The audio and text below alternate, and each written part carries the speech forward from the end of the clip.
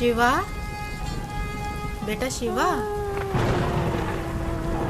शिवा क्या सोच रहा है बेटा? चल खाना खा ले।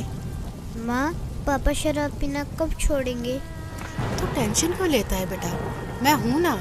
लगता है मुझे पढ़ाई छोड़नी पड़ेगी। क्यों, क्या हुआ?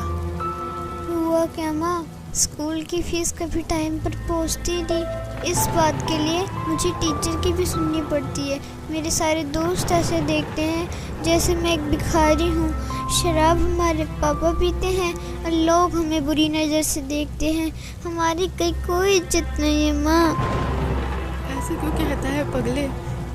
पापा को समझाएंगे, तू चिंता मत कर।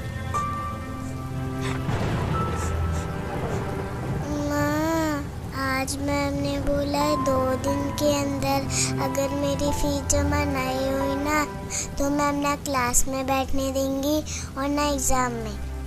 आप मेरी फीस जमा करवा दो ना। हाँ हाँ मेरी बच्ची, सब हो जाएगा। कल करती हूँ कहीं से पैसे का इंतजाम। माँ, आपको तो बुखार है। अरे कुछ नहीं, वो खाना बनाया था ना तो आग की तपन से शरीर गर्म हो गया। आओ खाना खा लो।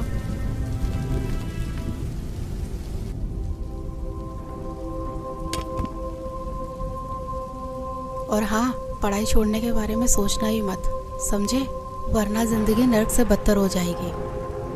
करती हूँ तेरे पापा से बात। देख रहा है ना मुझे? अगर उस जमाने पे पढ़ाई पे ध्यान दिया होता तो आज तेरे पापा के साथ रहने के बजाय अलग कमा के खा रहे होते।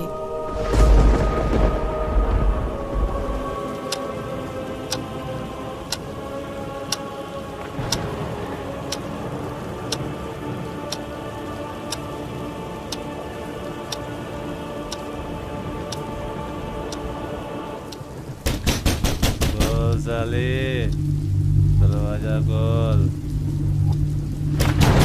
साले, दरवाजा खोल। अबे कहाँ मर गई साली? खोल साले। इनका तो रोज रोज का ड्रामा हो गया। आज तो दरवाजा खोलूंगी ही नहीं। खोल नहीं तो तोड़ दूंगा इसको। खोल साले, दरवाजा खोल। तोड़ दूंगा इसको साली, दरवाजा खोल।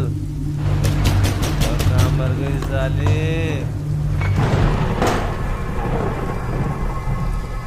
तू करती क्या रहती है साली? इतनी देर लगती है दरवाजा खोलने में? बोल हरामजादी, क्या कर रही थी? देखो मेरी बात सुनो, आप रोज रोज पी कर आते हो, बच्चे भी डर जाते हैं। तू मुझे समझाएगी? अब मुझे तुझसे सीखना पड़ेगा कि घर कब आते हैं और कैसे पीते हैं। तू मुझे समझाएगी साली? तू मुझे सिखाएगी साली? तू मुझे समझाएगी साली? तू मुझे समझाएगी? मुझे समझाएगी?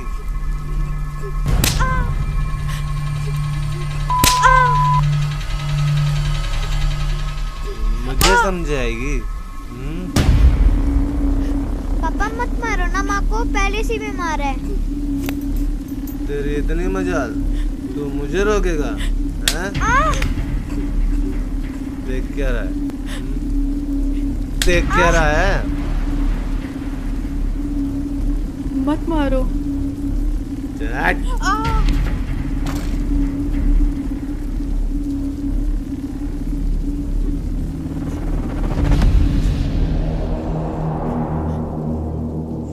तू मुझे मारेगा साले? मैं भी देखता हूँ तेरी माँ ने तुझे कितना दूध पिलाया।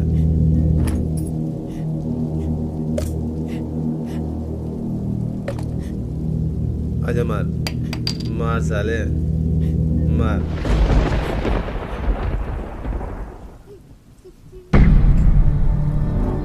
तुम सबको देख लूंगा मैं।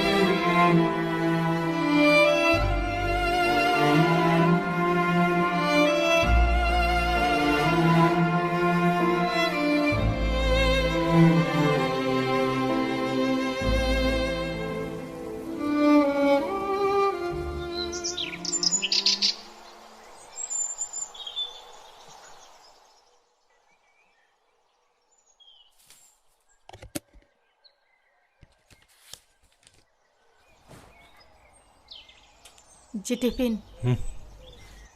सुनो,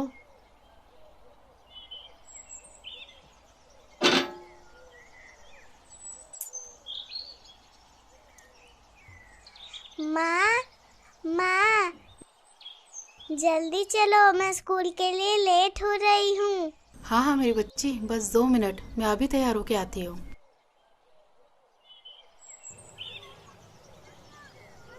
शिवा बेटा, तू आराम कर, मैं राधिका को स्कूल छोड़ के आती हूँ। ठीक है माँ।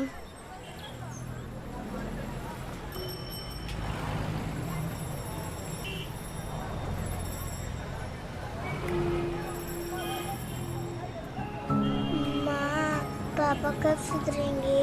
उन्होंने रात में भैया को बहुत मारा था ना।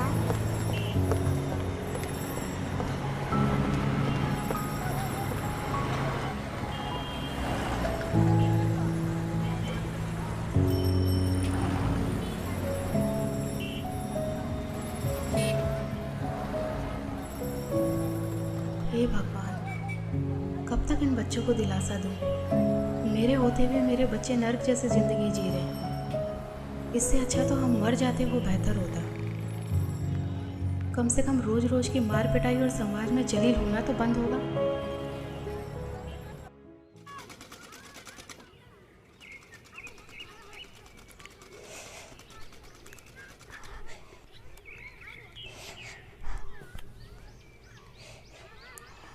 अरे मैं बोल रही थी ना कि मैं लगा देती हूँ।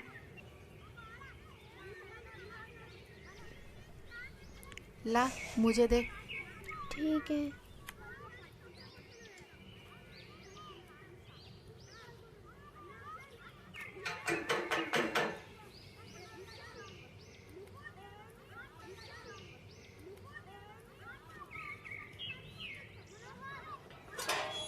अरे नीलम दीदी, आइए आइए। और पुष्पा बहन, ठीक हो आप? बस दीदी, कट ही रही है। अच्छा, सूट सिल दिया मेरा? बस दीदी, वो आप ही का सूट सिल रही थी।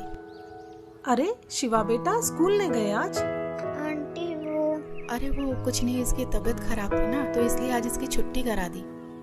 अच्छा अच्छा पुष्पा, कल भाई साहब फिर शराब पी के आए थे क्या? रात को अब सबके चिल्लाने की आवाजें हमारे घर तक जा रही थी। क्या करे दीदी, पिछले जन्मों में कुछ पाप किए हुए हैं तो वो इस जन्म में भोगने ही पड़ेंगे। नहीं पुष्पा बहन, ऐसा नहीं है। मैंने आपको कितनी बार समझाया है, पूर्ण परमात्मा पाप कर्म दंड का भी नाश कर देते हैं। यहाँ तो पाप कर्म भोगते भोगते जिंदगी का ही नाश हो गया है, बस अब और नहीं। क्या मतलब? मतलब क्या है दीदी, इन्होंने सुधरना तो है नहीं, निकल जाऊंगी अपने बच्चों को लेकर, और क्या। कैसी बातें कर रही हो? ये तो समस्याओं का हल निकालने के बजाय उनसे दूर भागना हुआ। जब से इनके बिजनेस में घाटा हुआ है, इन्होंने तो घर का पूरा हुलिया ही बदल दिया है। रोज डेली शराब पी कर आते हैं और सारा गुस्सा हम पर उतारते हैं। हल निकालते निकालते मैं थक चुकी हूँ, बस अब और नहीं सह सकती। मेरे पास अब 2 ही रास्ते बचे हैं, या तो घर छोड़ के चली जाऊँ, नहीं तो फिर मैं आत्महत्या कर लूँ। नहीं पुष्पा, ये बिल्कुल गलत है, और आत्महत्या तो महापाप है। पुष्पा, अगर इस नरक भरी जिंदगी से निकलना चाहती हो तो उसका एक ही रास्ता है, जिसके बारे में मैं तुम्हें बार बार समझाती हूँ। तुम बस एक बार संत रामपाल जी महाराज जी से नाम दीक्षा ले लो, फिर देखना तुम्हारा जीवन कितना सुखमय हो जाएगा। एक सच्चे संत के पास हर समस्याओं का समाधान होता है। अच्छा मजाक करती हो दीदी, भला नाम दीक्षा लेने से भी इनका कुछ हो सकता है क्या? कितनी तो हमने झाड़ फूक करवा ली, कितने इनको नशा मुक्ति केंद्र में भेज लिया, और ना जाने कितनी इनको दवाइयाँ मैंने खाने में मिला कर दी, पर इनका नशा नहीं छूटा। और हाँ, आप बोल रहे हो कि गुरु बनाकर भक्ति करने से सब ठीक हो जाएगा, तो आपको बता दूं कि हमने काफ़ी गुरु बनाकर भी देखे हैं, पर इनका नशा छूटने के बजाय और बढ़ गया है, तो इन गुरुओं से भी कोई फायदा नहीं है। हाँ बिल्कुल सही कह रही हो पुष्पा बहन, लेकिन मैंने कहा ना, एक सच्चे संत से ही नाम दीक्षा लो, क्योंकि एक सच्चा संत आपके सभी दुखों को दूर कर सकता है। और संत रामपाल जी महाराज जी तो पूरे विश्व में एकमात्र ऐसे संत हैं जो शास्त्रों के अनुसार सत्य भक्ति बता रहे हैं, जिसके करने से राक्षस भी देवता बन जाते हैं। दीदी, मैं पहले से ही दुखी हूँ। मैं पैसे कहाँ से लाऊंगी गुरुओं के पास जाने के लिए? और आपको तो पता ही है कि घर की हालत कैसी है और इसके पापा कितनी शराब पीते हैं। मैं सब जानती हूँ, मैंने भी ये नरक भोगा है। पुष्पा बहन, क्या तुम भूल गई जब मेरे पति शराब पीते थे? वो घर के अंदर होते थे, मैं बच्चों को लेके बाहर रात गुजारती थी। जो भी हाथ में आता था वो सब कुछ बेच देते थे। हमें पीटना उनका रोज का काम था। लेकिन हाँ, जब मैंने संत रामपाल जी महाराज जी से नाम दीक्षा ली तो आज मुझे देखो, मैं अपने घर में सुख और शांति से रह रही हूँ। अब मुझे किसी तरह की कोई परेशानी नहीं है। मेरे पति ने शराब पीनी छोड़ दी और परमात्मा की दया से उनकी नौकरी लग गई। और हाँ, पैसों की चिंता मत करो, संत रामपाल जी महाराज जी के आश्रम में किसी तरह का कोई पैसा नहीं लगता। अच्छा? हाँ बिल्कुल। हाँ दीदी, सही कह रहे हो। आपकी पहले क्या हालत थी ये तो मैं अच्छे से जानती हूँ। तो फिर जब संत रामपाल जी महाराज जी से नाम दीक्षा लेने के बाद मेरे पति का नशा छूट सकता है तो भाई साहब का नशा भी गारंटी से छूटेगा। पता नहीं दीदी, वो दिन कब आएगा। मेरी बात मानो, कल मेरे साथ सत्संग में चलो, वहाँ से नाम दीक्षा ले लो। फिर देखना, आपके पति की नशा करने की आदत भी छूट जाएगी और आपके घर की आर्थिक स्थिति भी ठीक हो जाएगी। जी ठीक है दीदी, कल संत रामपाल जी महाराज के सत्संग में भी चल के देख लेती हूँ। जहाँ इतना सब कुछ कर लिया तो इतना और सही। जी ठीक है जी। अगले दिन पुष्पा नीलम के साथ सत्संग में तो चली जाती है, लेकिन उसको नहीं मालूम था कि इस बारे में रमेश को भी पता चल जाएगा।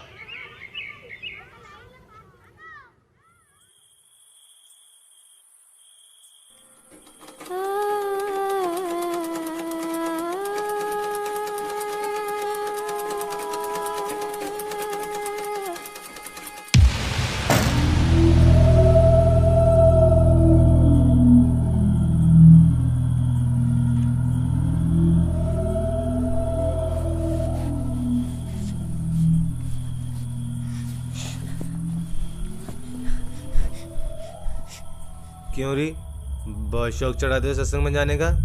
मुझसे पूछे बगैर तेरी हिम्मत कैसे हुई घर से बाहर जाने की? हैं?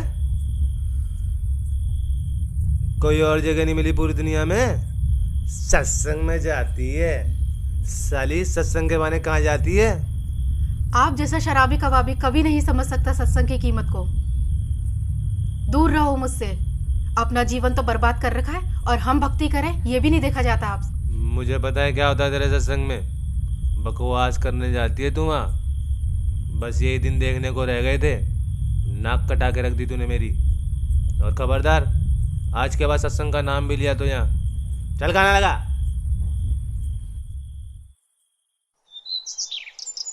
रमेश सत्संग को बहुत बुरी जगह मानता था, लेकिन कुछ दिन बाद जब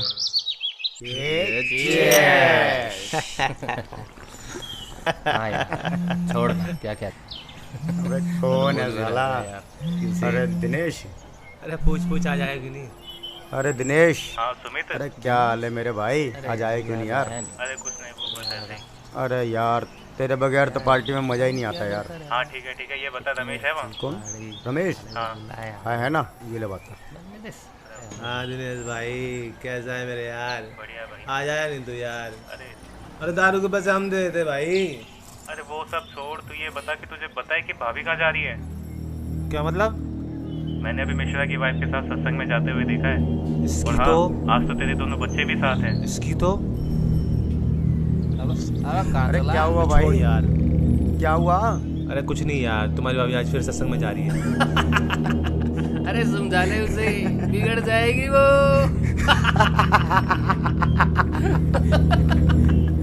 हाँ भाई छोड़ यार, आकर बात करता हूँ यार। अपने दोस्तों के सामने हुई इस बेइज्जती को रमेश सहन नहीं कर सका और गुस्से में आग बबूला होकर वहां से निकल गया।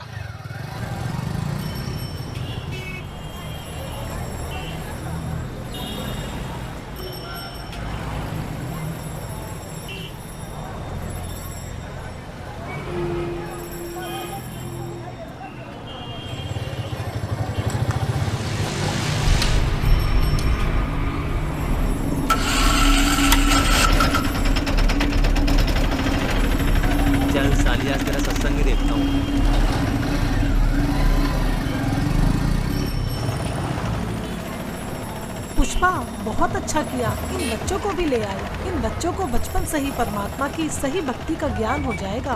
हाँ, आज छुट्टी थी ना इनकी, और इनके पापा भी सुबह सुबह कहीं अपने दोस्तों के साथ निकल गए, तो सोचा इन बच्चों को भी साथ ले चलो। बहुत अच्छा किया।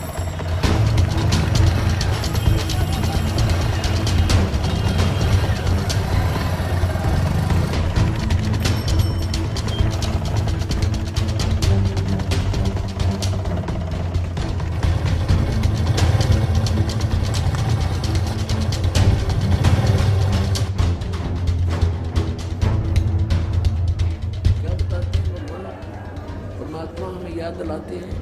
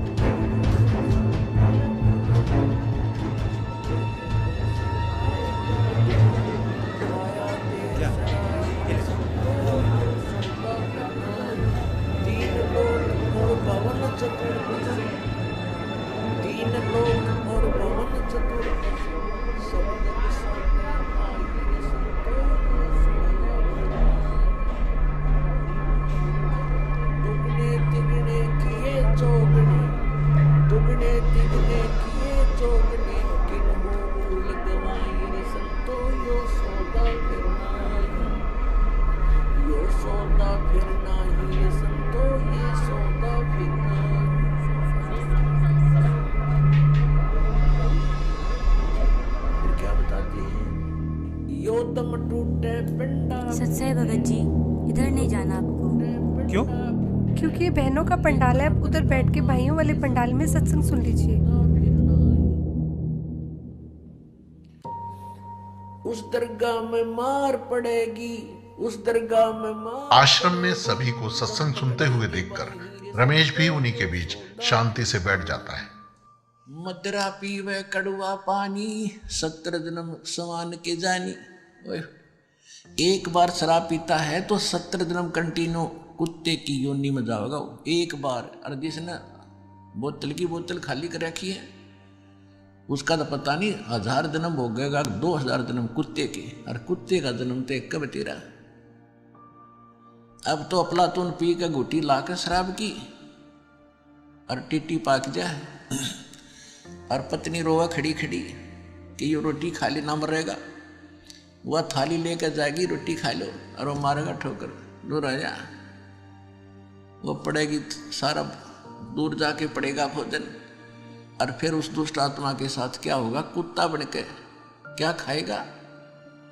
जब तो ठोकर मारा था थालियों के, कुत्ता बनेगा। और फिर भूख लगेगी, सारी रात भौंकेगा, गली में पड़ेगा गर्मी सर्दी में। सुबह उठते ही कहाँ जाता है कुत्ता, रसोई में। मैं कहा उसने भोजन की, ऐसे ऐसे कर कर सीधा जाएगा जैसे कोई टोकनी है कोई नहीं, कि भूख लग रही डट्टा जाना। अब वहाँ रसोई में अब कौन पढ़ दे उसको, मूर्ख को। कोई देख लेगा घर का सदस्य, पहले उसको करेगा तो पर वो कानों पर घटाड़ा करे, भूख लग रही जोर की, सीधा ही चल पड़ता है वो। फिर उठा कर लठ उसके कड़े में ठोकेगा कमर में, फिर ट्या ट्या ट्या करता जाएगा गली में। फिर कुछ देर के बाद कुछ भूल सी पड़ेगी डंडे की, फिर सोचेगा भूख तक वो अंदर है ही, फिर दूसरे मकान की तरफ चलेगा। वहाँ उसके भाग और दुर्भाग्य, उसने कोई टूक मिला या लठ मिला या जूत मिला। जब वहाँ भी उसकी सेवा लठ से होगी तो फिर वो प्रयत्न छोड़ देता उस दिन का। फिर वो बाहर भागता जंगल की तरफ। वहाँ क्या खाता है, टट्टी खा के आता है। अर्ध पी के शराब मारा था ठोकर। तो ये कर्म याद दिलाए जाते हैं। ये किसी डोम बाट के गीत नहीं भाई, भगवान की बताई हुई गाथा। और जिन महापुरुषों ने इसका लाभ उठाया वो आपके प्रत्यक्ष कर दिया, और दास ने इसका अनुभव हुआ, और आप भी पार हो गए। इस ज्ञान को जितना फैलाओगे आपको उतना ही पुण्य मिलेगा। ये सत्कर्म मान लेना। सभी आपके भाई बहन हैं, भटक रहे हैं, प्यार से समझाना, क्योंकि प्यार से मानेंगे एक बार तो सबको रिएक्शन होगा ही होगा, क्योंकि काल बैठा है। ये बानी सुना दो, उनको कोई चिप दे दो, वो सुनते रहेंगे, काल भाग जाएगा, फिर वो अपने आप यहाँ आएंगे। आपके भाई बहन विश्व के प्राणी सब एक परमात्मा के बच्चे, ये ध्यान रखना।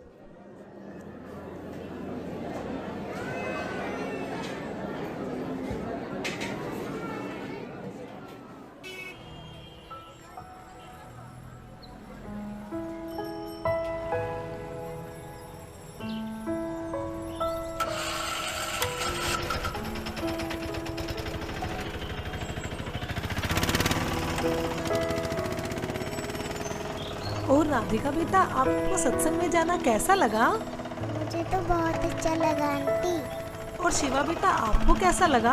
आंटी जी, सत्संग में जाना तो मुझे भी अच्छा लगा। अब डर है कि पापा पिटाई ना करे। बस दीदी, अब तो परमात्मा ही दया करेंगे।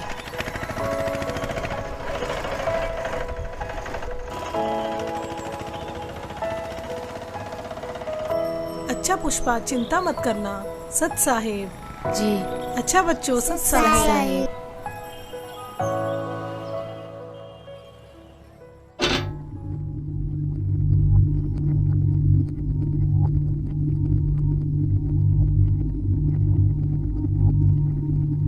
हाँ,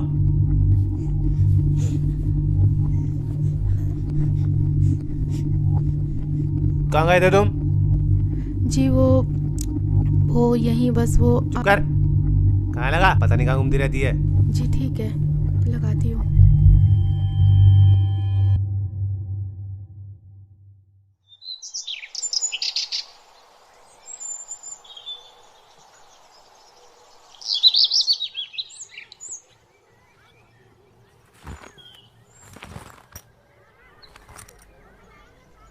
चलता हूँ।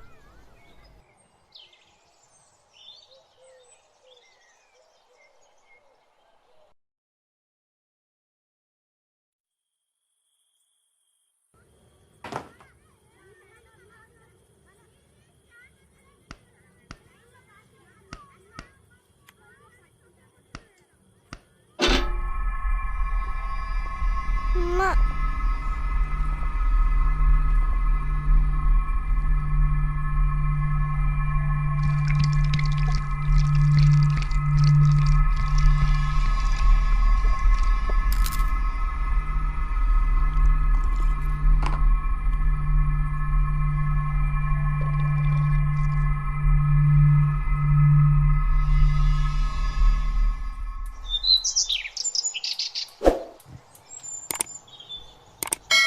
हाँ, टिफिन रेडी हुआ क्या?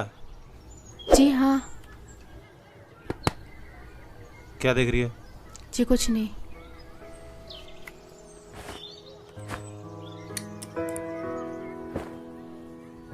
बच्चों की फीस जमा कराई क्या? जी नहीं, वो अभी नहीं। ये ले पैसे, बच्चों की फीस जमा करा दियो।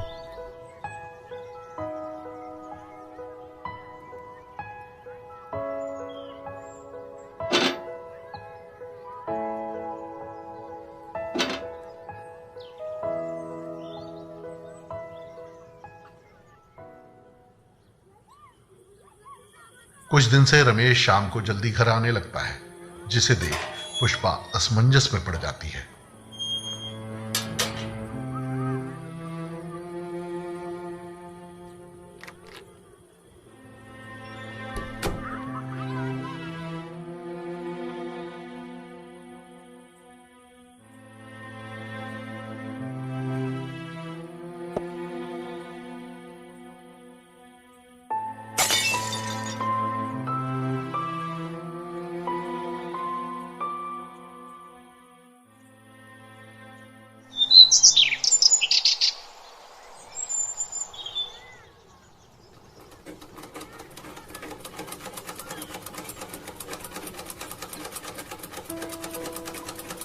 माँ, पापा आजकल दारू घर पर लाकर क्यों पीने लगे?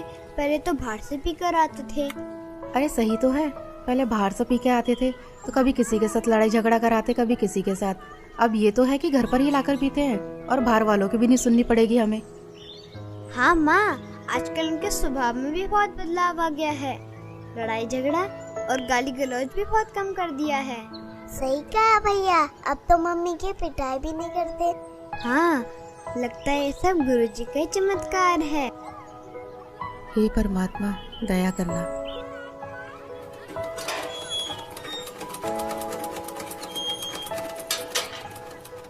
अरे नीलम दीदी, आइए आइए। और पुष्पा कैसी हो? बस दीदी, मालिक की दया है। अच्छा पुष्पा, मैं ये बताने आई थी, कल सत्संग है आश्रम में, क्या आप चलोगे? नहीं दीदी, कल तो इनके पापा की छुट्टी है तो नहीं हो पाएगा। कोई नहीं। हाँ, अगर पिछली बार की तरह इनका बाहर जाना हुआ तो चल पड़ेंगे। जी मालिक ही दया करेंगे। अच्छा बहन, चलती हूँ। सत साहेब। सत साहेब।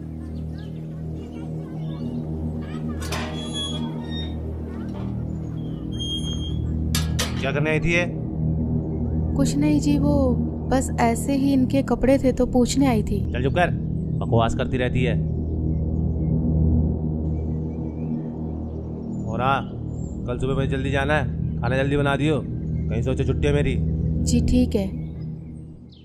रमेश की इस बात को सुनकर पुष्पा खुश हो जाती है कि ये सुबह जल्दी निकल जाएंगे तो मैं सत्संग में जा पाऊंगी।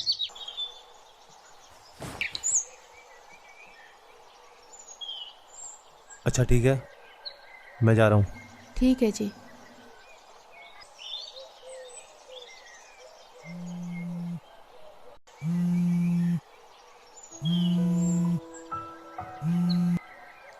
हाँ नीलम दीदी। जी दीदी। हाँ दीदी, मैं 5 मिनट में तैयार होके आती हूँ। जी जी जी। माँ, हमें भी ले चलो ना सत्संग में। हाँ माँ, हाँ बहुत अच्छा लगता है। ठीक है मेरे बच्चों, तुम्हें भी लेके चलती हूँ, चलो। पुष्पा आज भी नीलम के साथ अपने दोनों बच्चों को लेकर सत्संग में पहुंच जाती है, इस बात से बेखबर कि आज यहाँ उसके साथ क्या होने वाला है। कोई आपत्ति आओगी कैसे खड़ा करूंगा। और क्या बताना चाहा था, जो परमात्मा 18 लाख व्यक्तियों को और 3 दिन तक भोजन भंडारे, लड्डू, जलेबी, कचौड़ी, पकौड़ी और दोहर और असरपी दे सकता है एक झोपड़ी में बैठा व्यक्ति, वो समर्थ कितना है। और आपको क्या नहीं दे सकता, पूरे विश्व को खिला सकता, वो पूरे असंख्य ब्रह्मांडों को 1 सेकंड में सब कुछ भर दे, हरा भरा कर दे इस पृथ्वी को, और आपका घर भर दे पूरा। अगर विश्वास करोगे तो ये सत्कर मान लेना, उस समर्थ का सहारा आपको है। हाँ हाँ दीदी, बहुत अच्छा लगा। और मैं तो सोच रही थी और हाँ दीदी, कल तो कमाल हो गया। मुझसे पूछ रहे थे कि बच्चों की फीस जमा करा दी, तो मैंने कहा नहीं, तो मेरे हाथ में पैसे रख के चले गए। अच्छा हाँ बहन, परमात्मा पर ऐसे ही विश्वास रखो, परमात्मा जो चाहे सो कर सकते हैं।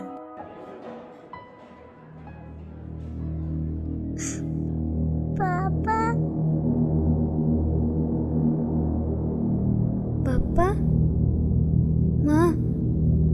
हाँ बेटा। पापा। अरे पुष्पा जाओ। नहीं दीदी, मैं नहीं जा रही। जाओ जाओ। ठीक है, जाती हूँ।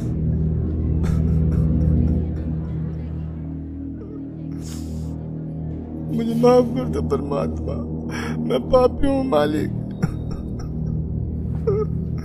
क्या हुआ जी? मुझे माफ कर दो पुष्पा, मुझसे बहुत बड़ी गलती हो गई।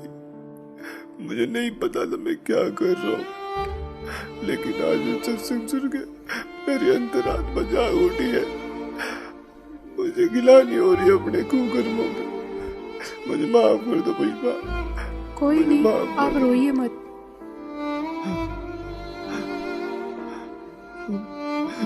शिवा बेटा, मुझे माफ कर दे बेटा। मैं आज के बाद कभी भी तुम्हें शिकायत का मौका नहीं दूंगा। राधिका बेटी, तेरे पापा सुधर गए बेटा, मैं प्रॉमिस करता हूँ मैं शराब को कभी हाथ भी नहीं लगाऊंगा। मुझे माफ कर दो बच्चों।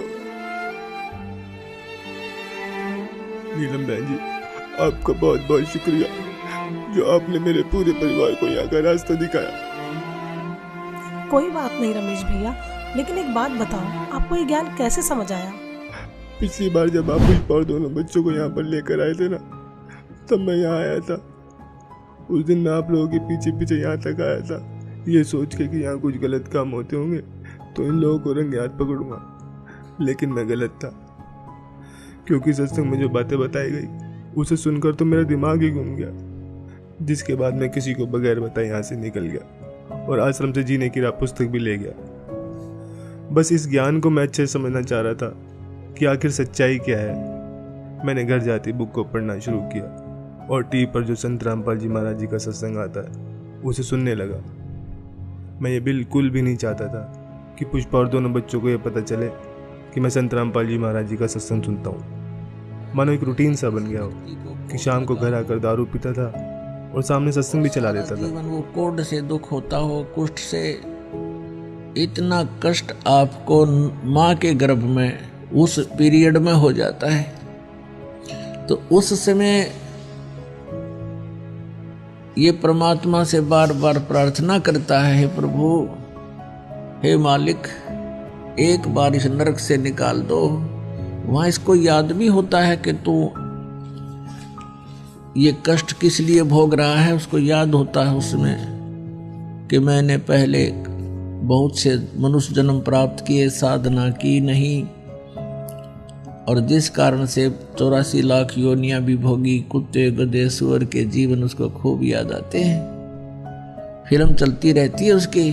तो फिर ये कहता, भगवान एक बार इस नरक से निकाल दो, सदा आपको याद करूंगा, परम संत की खोज करूंगा जैसा कि आपने बता रखा है, और सत साधना करूंगा भगवान, केवल अपने पेट के लिए कार्य भी करूंगा लेकिन आपकी याद नहीं भूलूंगा। अब परमात्मा कहते हैं बाहर आ जाता है प्राणी और आते ही सबसे पहले भगवान भूलता है, बाकी सारी बकवाद याद कर लेता है। शराब पीनी, मांस खानी, सिनेमा देखना और 36 फंड, बड़ी कोठी कार बनानी। तो कहते भगवान बोल कर सब कुछ याद कर लेता है ये। फिर परमात्मा ही याद दिलाने आते हैं उसको। सत्संग सुनते सुनते मुझे कुछ ज्ञान भी होने लगा और दारू से तो मुझे नफरत सी हो गई थी।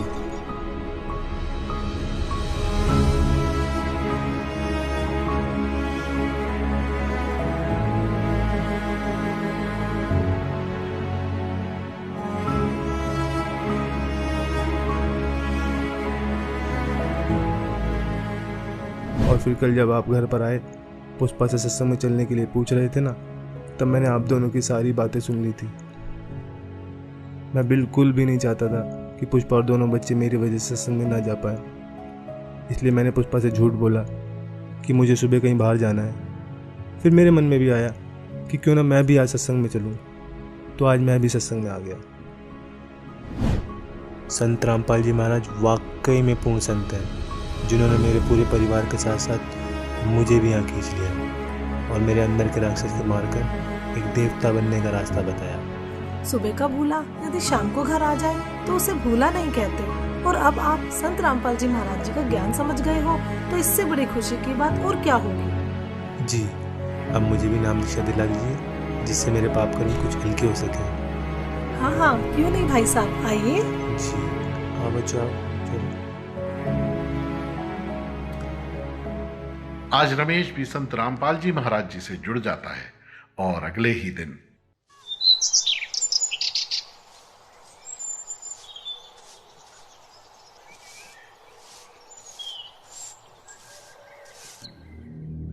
ये क्या कर रहे हो आप? कल तो आप कह रहे थे कि आज के बाद शराब नहीं पीऊंगा।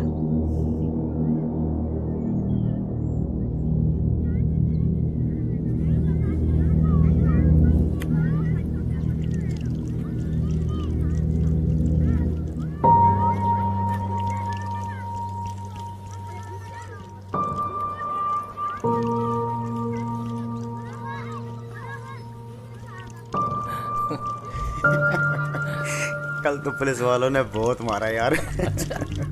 अबे देख देख। अबे रमेश, ये क्या कर रहा है यार तू? पागल हो गया क्या? क्यों? अबे इतनी महंगी दारू तू नाली में गिरा रहा है। भाई मैं पागल हुआ नहीं हूँ, पागल था, लेकिन अब मैंने संत रामपाल जी महाराज जी से नाम उपदेश ले लिया है। और मुझे अब ये ज्ञान भी हो गया है कि इसे पीने के बाद कितना पाप लगता है। सोचो एक आकर बिल्ली आज को चली। हाँ यही समझ लो। अबे तो गिराने से क्या फायदा, हमें दे दे।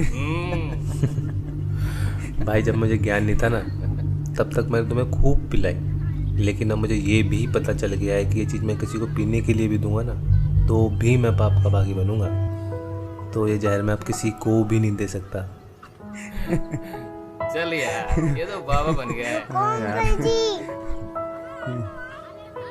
क्या यही?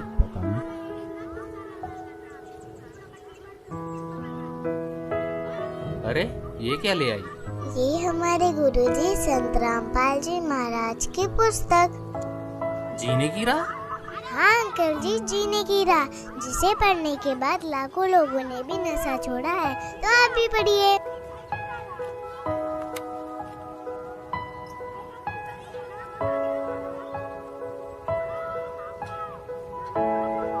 हाँ राधिका बेटा, आपने बोला है तो हम जरूर पढ़ेंगे। अच्छा तो बोलो फिर। बंदी छोड़ सतगुरु रामपाल जी महाराज की जय हो।